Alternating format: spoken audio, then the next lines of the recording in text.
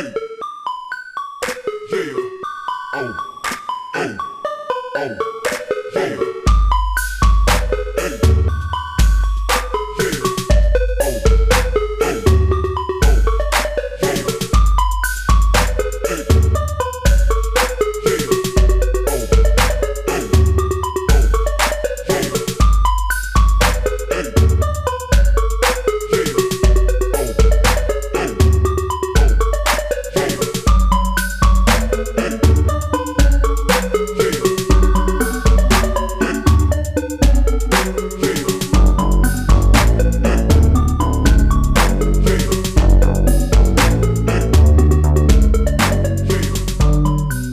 What's up, YouTube? It's your boy Thomas back again with another rendition of Truth Be Told.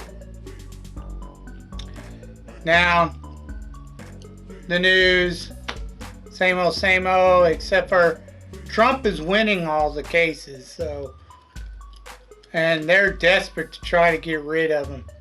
But it's not going to happen. He's going to be our next president, unless they find something really huge to go after him with, but maybe delete him or something, you know, like that. I don't know. Wouldn't put it past him,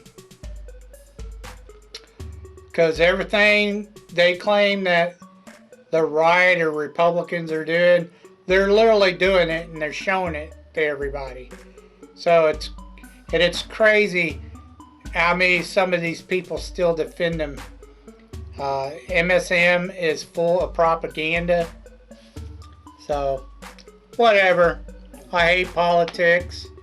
I really do. I can't stand politics. Yeah, I mean, you're screwed either way, pretty much. You know, hopefully he gets in there and fixes crap, but I don't know. The way things are going, I don't know. We'll see. We'll see.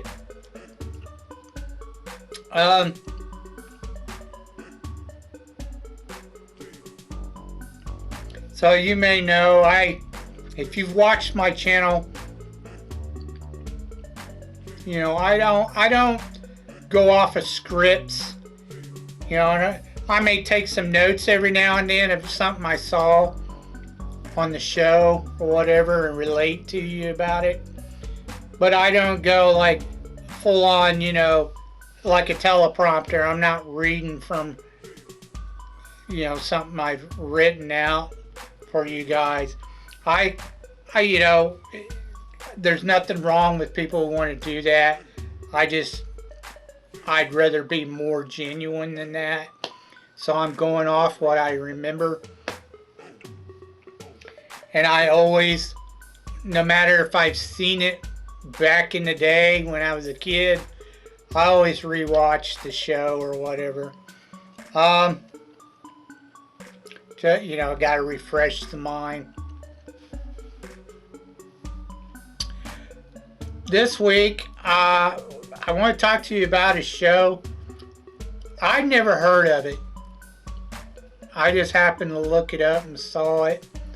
An old sci-fi show that I don't remember anything about. I don't even remember commercials for it or anything. Every now and then I'll run across a show like that. Like I never even heard of it. This one is called Probe. And it starred Parker Stevenson and Ashley Crow. It was only done for one season. They made about 8 episodes. It was done in 1988. So it's an old 80s sci-fi show I never heard of. Apparently he's like some rich billionaire. And he's an eccentric. He is really into like mysteries, especially criminal cases. But they always have a twist, like, you know, maybe something supernatural or it can't be explained, and he wants to go in and scientifically debunk it. Now, the woman, Crow, her character's more the annoying assistant. She gets hired as his assistant, which he didn't want. But after she does a couple of things, he's all like, that's interesting. I think I'll keep her around just to watch what she does. She's very annoying. She's always pushing him to do or take on these cases that are like, oh, the feels, I feel like they need help. Can't you feel for them? That kind of bullshit. I hate that crap. The over emotional crap from a woman. It's okay to have emotions, but there are some women who just overdo it. Drama, drama, drama. That's all they want. Anyway, she does that to him constantly, nags him like a wife. Do it, please, please, for me, blah, blah, blah. Throughout the whole series, she does that crap. Yet she's constantly belittling him, calling him a jerk and everything else because he's more logical in his thinking. Typical feminist crap. Yes, there's even feminist crap in these shows back in the day. Not as much as bad as it is now, but there was a little bit of it. Anyways, get on to the show. Yeah, he solves strange mysteries and criminal cases that can't be explained. The cops can't explain it, so they call him in a lot, like a advisory or whatever consultant to help them solve the crime. I thought the show was all right. It wasn't really that bad. I liked the main character. He was pretty good. I didn't mind him at all. Now, after about halfway through the season, they took out the main guy who was running his company for. He has a company, and they took out the main guy that was running his company for him and switched it out for a different actor. They switched actors and characters. I don't know why they did that, but whatever. All in all, like I said, it's a good show. It's worth a watch. Like, I didn't get bored with it, or I didn't think it was terrible or anything like that. You just have to deal with the fact that, it was done in the 80s. Other than that, good show. I gave it 2 thumbs up. It was really good. I was surprised they canceled it after 1 season. It's weird, because it just seemed like a really great show.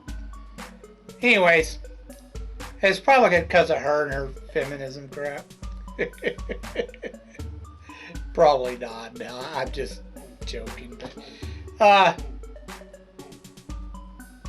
yeah, let's get on to your B movie reviews.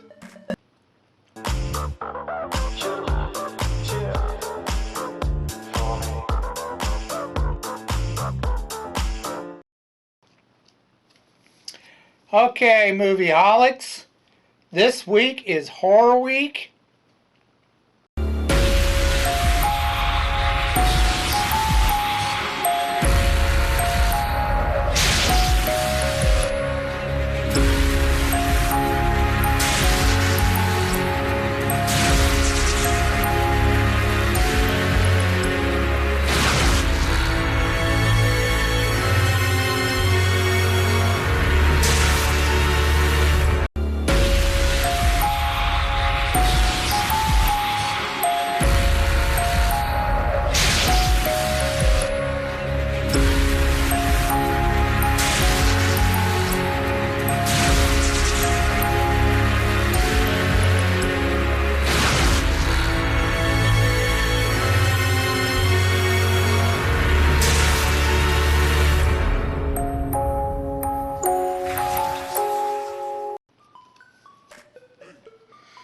I got a couple of horror flicks. Are they're also comedy and sci-fi, but they're mainly horror. Uh, well, I don't know about the second one. The second one's pretty goofy. The first one, now I've seen like tons of mentions on this, like on Twitter and stuff like that. It's a cult classic, but it's really B-rated and cheesy. I've known about it for years. I've just never watched it, never bothered, you know.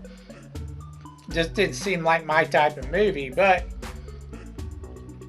the movie is called Chopping Mall. It was done in 1986. And it really didn't do all that well. I only made about 800,000 worldwide. But this starred Kelly Maroney. Now,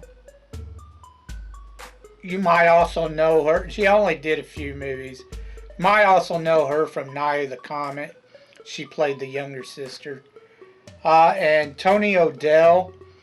Like, you'll recognize a couple of the guys in the movie. Because there's a few other stars in this movie that's... well, not stars. They are now, but they weren't back then. But what made this movie, honestly, I don't agree with her politics because she's a lefty. But Barbara Crampton, phew, that woman has always been a damn good looking woman.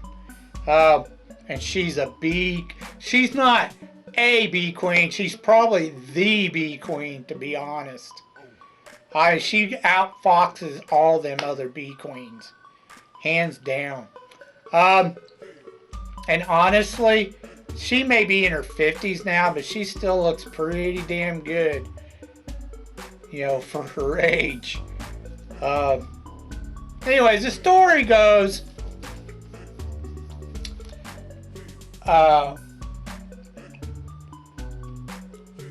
this boss is trying a new security avenue.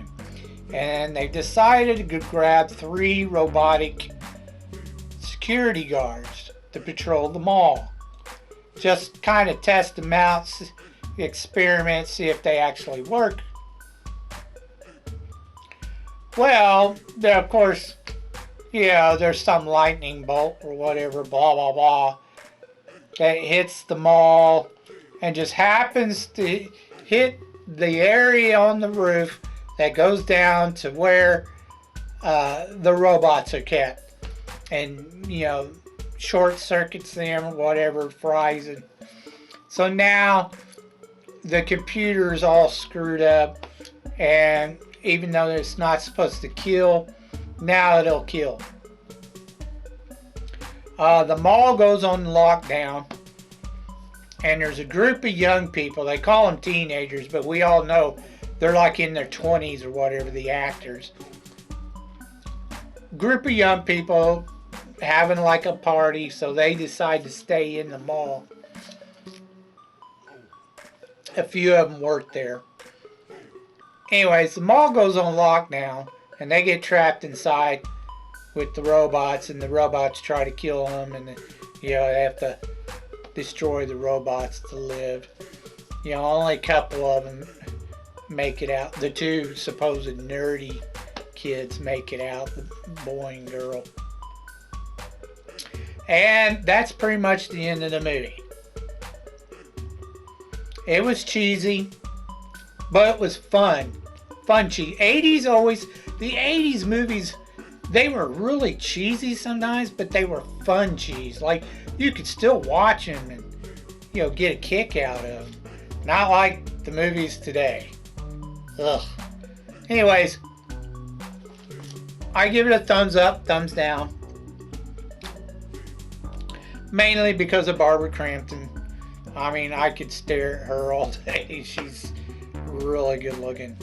And there's you know, there's some titty scenes in this, so that helped too. And not just her, there's another one. But anyways, good, decent, cheesy, B-rated flick. Check it out if you want. It's worth a one-time watch at least. The next one was done in 1993, and it didn't do very well at all. Only made about 30 grand. And it's called Freaked. Not Freaks, Freaked. You know, with an ED on the end of it. So this movie starred Alex Winter. You probably know him from Bill and Ted. You know, he played Bill Esquire, whatever the fuck his name is. That character.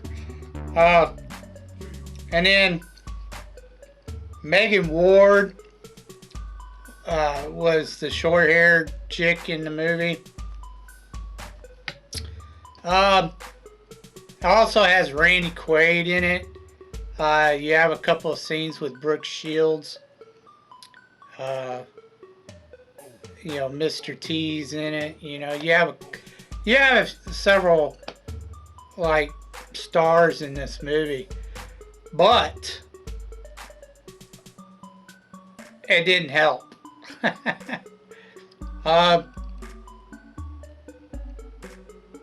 Basically, Alex is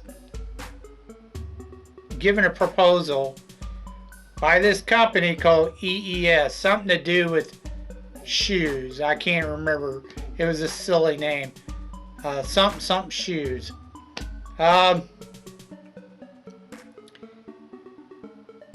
He's on the road to BFE.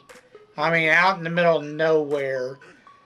But they're paying him like millions of dollars to go out there and be their representative. So he's going out to this town out in the middle of nowhere. And he sees these, well, okay, at the airport, him and his buddy, he takes his buddy along with him, which is a goofball. He takes him with him, and when they arrive at the airport, they see Megan Ward. You know, she's this little petite, little blonde chick. But she's an activist for, I don't remember what she was calling for. You know, activate, you know, protesting. She's in a protest with a group of other people, and I don't remember what it was that they were protesting. But Alex wants to meet her. He thinks she's hot. Blah, blah, blah. So he's like sympathizing with her. Yada, yada, yada. So she goes with him. You know, he's all like, why don't you come with us and hang out with us for the day? You know, we'll get something to eat and blah, blah, blah. So she goes with him. And then she finds out, you know, he works for EES, which she's against. It had something to do with them and something against them. I don't remember exactly what it was. But she finds out that he actually worked. So now she's pissed. You know, but she still stays with them for whatever reason. Probably because they're out in the middle of nowhere, driving on this road. And then she sees all these signs that says something about a freak show, like a circus freak show. So she wants to pull in there and check it out. All of a sudden, it becomes like they're in the middle of like noon, like daylight. And then all of a sudden, it's like super dark. And Randy Quaid comes out. He's like the ringmaster or whatever. And he's talking to him, trying to convince them to hang out. When he does, he traps him. And then it says, I have this toxic chemical, which I'm not supposed to have, but it helps me make freaks. So he turns them into, all three of them into freaks. He puts the girl and the guy together as like one person, and then he turns Alex Winter into some, I don't know, half troll looking thing. Monster. Anyways, the whole time Alex is trying to escape because he kind of has him over a barrel. Randy Quaid, you know, they can't really get out. He's got guards everywhere, which, you know, these stupid Jamaican giant eyeballs, you know, with machine guns, they'll kill them if they try to escape. Now, the whole time this is going on, he's actually sitting in a studio. At the very beginning, he's in a studio with Brooke Shields. And Brooke Shields, like this TV host, and is asking him about his story, how he became a freak. So he's telling his freak story, is what he's doing. He eventually meets a bunch of other freaks there. They've all been transformed by Randy Quaid. Eventually, EES shows up and he finds out that they're part of what's going on for whatever reason, like some experiment or some crap. They want the machine that Randy Quaid is using to make the freaks, but it ends up backfiring on them, and they all become freaks themselves. It's just a big mess. And then Randy Quaid becomes a freak himself at the end. It's just, you know, they turn the machine on him or whatever. And at the end, you know, they all get a cure. They've all been cured because they ate some, I can't remember, not pistachios, something else. I can't remember what the nut was that they ate, but they ate these nuts, or it starts with an M. I can't remember what it was. But they ate a bag of them at some point in time in the movie. They didn't know it was the cure, but except for the worm guy. The worm guy didn't eat it. He's the only one. Macaroons. Some macaroons. But they ate these macaroons, and it cures them. They didn't know. I'm not even sure if those are nuts. I think they're nuts, but I'm not sure. But anyways, some type of sweet or something. I can't remember what a macaroon is. But anyways, I've never ate one, so I have no idea.